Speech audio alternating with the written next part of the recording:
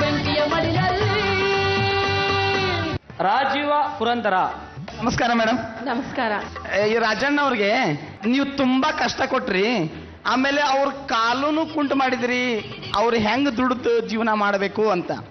ಇಲ್ಲ ಮತ್ತೆ ದೇವ್ರಿಗೆ ಈ ತರ ಯಾವ್ದಾರು ಊನ ಕೊಟ್ಟಿರ್ತಾನಲ್ಲ ಸರ್ ಕೆಲವ್ರಿಗೆ. ಹೌದು ತಪ್ಪಿಸ್ಬಿಟ್ರಿ ನಿಮಗೆ ಬೇಜಾರಾಗ್ತಿರ್ಬೋದು, ಯಾಕೆ ಇಷ್ಟಗಳು ಕೊಟ್ರಿ ಅಂತ ನೀವು ಕೇಳ್ತಿರ್ಬೋದು, ಆದ್ರೆ ಇದರಿಂದ ತಪ್ಪಿಸ್ಕೊಂಡು ಹೋಗಕ್ ಆಗಲ್ವಲ್ಲ. ಹೌದು ಮೇಡಮ್, ಅವ್ರಿಗೆ ದುಡಿಲಿಕ್ಕೆ ಆಗುದಿಲ್ಲಲ್ವಾ, ಅದಕ್ಕೋಸ್ಕರ ಅಂತ ಕೆಲಸ ಮಾಡ್ಬೇಕಾಗಿತ್ತು. ಪರಿಸ್ಥಿತಿ ಆ ತರ ತರಬೇಕಲ್ಲ ನಾವು. ಇಲ್ಲಾಂದ್ರೆ ಎಲ್ಲ ಸರಿಗಿದ್ದು ಅಂತ ಕೆಲಸ ಮಾಡಕ್ ಆಗಲ್ವಲ್ಲ, ಮಗ ಕೊಟ್ಟು ಬಿಡಕ್ ಆಗೋದಿಲ್ವಲ್ಲ. ಹೌದು ಮೇಡಮ್, ಅವ್ರಿಗೆ ಹೊಲದಲ್ಲಿ ಇಲಿ ಹಿಡಿಯೋ ಇದನ್ನ ಫೀಲಿಂಗ್ ಕೊಟ್ಟಿದ್ದೀರಲ್ಲ, ಅದು ತುಂಬಾ ನಮ್ಗೆ ಹರ್ಟ್ ಮಾಡ್ತದೆ. ನಿಮ್ಮ ಒಂದು ಆಶೀರ್ವಾದ ಅಂತ ತಿಳ್ಕೊತೀನಿ. ಅಷ್ಟು ಸಕ್ಸಸ್ ಆಗೋಕ್ಕೆ ಮೇಡಮ್ ನಮಗೆ ತುಂಬ ಕಷ್ಟ ಕೊಟ್ಟಿದ್ದಾರೆ. ಹೌದು ಸರ್. ಕಾಲ ನಂದು ಸ್ವಲ್ಪ ಫ್ರ್ಯಾಕ್ಚರ್ ಆಯಿತು. ಅದು ಎಲ್ಲಕ್ಕಿಂತ ಮುಂಚೆ ಹೇಳ್ಬೇಕಂದ್ರೆ ಮೇಡಮ್ ಹೇಳ್ದಂಗೆ ನಮ್ಮ ಕ್ಯಾಮರಾ ಮನಸ್ಸರು. ಹೌದು, ಹ್ಯಾಂಡ್ಸ್ ಆಫ್ ನಿಜವಾಗ್ಲು. ಇಲ್ಲಿ ಸಿಗೋದನ್ನ ಅವ್ರು ಕಷ್ಟಪಡೋದು ನೋಡಿದ್ರೆ 24 hours ಅವ್ರು 24 ತಾಸು ಕೆಲಸ ಮಾಡಿದ್ರು ಅವರು ಸಂದೇ ಇಲ್ಲ. ಹೌದು ಸರ್. ಅದು ನಾನು ರಾಜಣ್ಣ ಬೇಡಿ ಬಂದಿರೋ ಒಂದು ದೇವರಿಂದ ಬೇಡಿ ಬಂದಿರೋ ಒಂದು ಶಾಪನ ಅನ್ಕೊಳ್ಳಿ.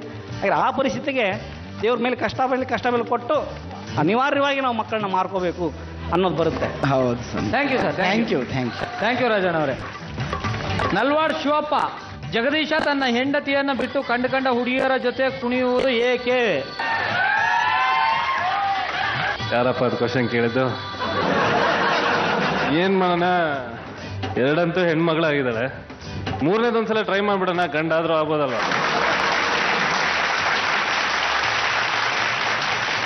ದಯವಿಟ್ಟು ಆ ಥರ ಕ್ವಶನ್ ಕೇಳ್ಬಿಡಿ, ತುಂಬಾ ನಾಚ್ಕೋತೀನಿ ನಾನು. ಸುಧಾ ಎಂ.ಕೆ. ಈಗಿನ ಕಾಲದಲ್ಲೇನು ಗಂಡನ ಮುಖಾನೇ ನೋಡಿದೆ, ಗಂಡ ಯಾರಂತ ಗೊತ್ತಿಲ್ಲದೇನೆ ನನ್ನ ಮದುವೆ ಆಗಿದೆ ಅಂತ ಹೇಳಿ ಗಂಡನ ನೋಡ್ದೇನೆ ಗಂಡನ ಮನೆಗೆ ಅಲ್ಲೇ ಕನ್ಸು ಕಟ್ಕೊಂತ ಗಂಡನ ದಾರಿ ಕಾಯುವಂಥ ಅಮಾಯಕ ಹೆಣ್ಮಕ್ಳು ಇರ್ತಾರ. ಇದು ನನಗೆ ತುಂಬಾ ನೋವುಂಟು ಮಾಡ್ತಾ ಇರ್ತದೆ ಈ ಧಾರಾವಾಹಿ ನೋಡ್ತಾ ಇರುವಾಗ. ಈಗ ನಾವು ಯಾವುದೇ ಒಂದು ಸಿನಿಮಾ ಮಾಡಬೇಕಾಗ್ಲಿ, ಧಾರಾವಾಹಿ ಮಾಡಬೇಕಾಗ್ಲಿ, ನಮ್ಮ ಕಲ್ಪನೆ ಏನಿದ್ರೂ ನಿಜ ಜೀವನದ ಘಟನೆಗಳ ಮೇಲೆ ಆಧಾರಿತ ಆಗಿರುತ್ತೆ. ಅದಕ್ಕೆ ನಾವು ಏನೋ ಉಪ್ಪು ಖಾರ ಸೇರಿಸ್ತೀವಿ ಹೊತ್ತು ಹೊಸದಾಗೇನು ನಾವು ಮಾಡೋಕ್ಕಾಗಲ್ಲ. ಇದು ನಾವು ಸೀರಿಯಲ್ ಶುರು ಮಾಡಬೇಕಾದ್ರೆ ಪರಮೇಶ್ವರ್ ಗುಂತ್ಕಲ್ಲು ನಾವು ಎಲ್ಲರೂ ಇದನ್ನು ಡಿಸ್ಕಸ್ ಮಾಡಬೇಕಾದ್ರೆ ಯಾವ ಸೀರಿಯಲ್ ಮಾಡಬೇಕು ಅಂದಾಗ ಕಂಟಿನ್ಯೂಸ್ ಆಗಿ ಪೇಪರಲ್ಲಿ ಬಂತು.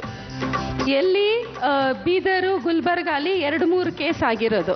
ಸೊ ಬೆಂಗಳೂರಂಥ ನಗರದಲ್ಲಿ ಕಡಿಮೆ ಇರ್ಬೋದು, ಆದರೆ ಇಂಥ ಘಟನೆಗಳು ಖಂಡಿತ ನಡೆಯುತ್ತೆ.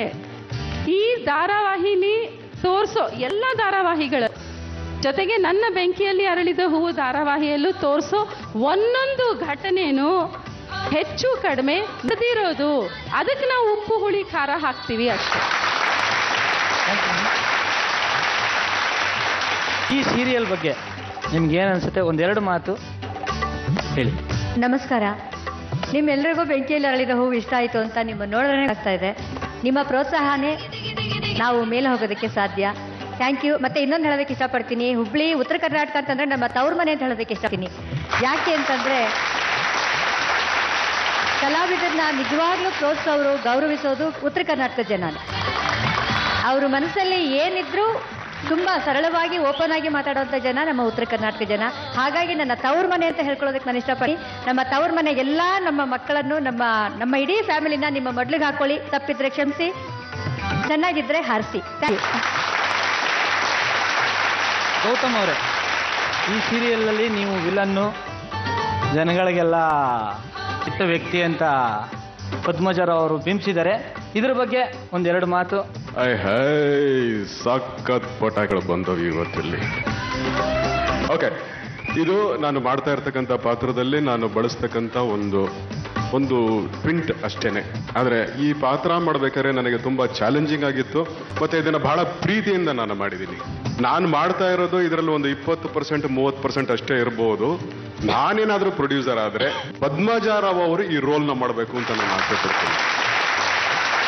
ಯಾಕಂದ್ರೆ ಈ ಪಾತ್ರನ ಅವ್ರು ಎಷ್ಟು ಪ್ರೀತಿಸ್ಬಿಟ್ಟಿದ್ರು ಅಂತ ಹೇಳಿದ್ರೆ ಅದನ್ನ ಮಾಡ್ತಾ ಇರ್ಬೇಕಾದ್ರೆ ಅವ್ರ ಕಣ್ಣಲ್ಲಿ ನಾನು ನೋಡ್ತಾ ಇದ್ದೆ ಪ್ರತಿ ಸಲ, ಇದಿನ್ನೂ ಸಾಲದು, ಇದನ್ನು ಕಮ್ಮಿ, ಇದನ್ನು ಜಾಸ್ತಿ ಬೇಕು, ಇದರಲ್ಲಿ ಇನ್ನೂ ಇಂಪ್ರೂವೈಸ್ ಮಾಡ್ಕೋಬೇಕು ಅಂತ ಆ ಥರ ಹೇಳಿ ಹೇಳಿ ಹೇಳಿ ಹೇಳಿ ಆ ಪಾತ್ರ ನನ್ನ ಒಳಗಡೆ ಹೋಗೋಷ್ಟೊಳಗೆ ಒಂದು ಸ್ವಲ್ಪ ಸಮಯ ಹೋಗುತ್ತೋ, ಸಮಯ ಏನೋ ತಗೋತು, ಸಮಯ ತಗೊಂಡ್ಮೇಲೆ ಮಿಕ್ಕಿದವರೆಲ್ಲ ನನ್ನಿಂದ ದೂರ ಆದ್ರು.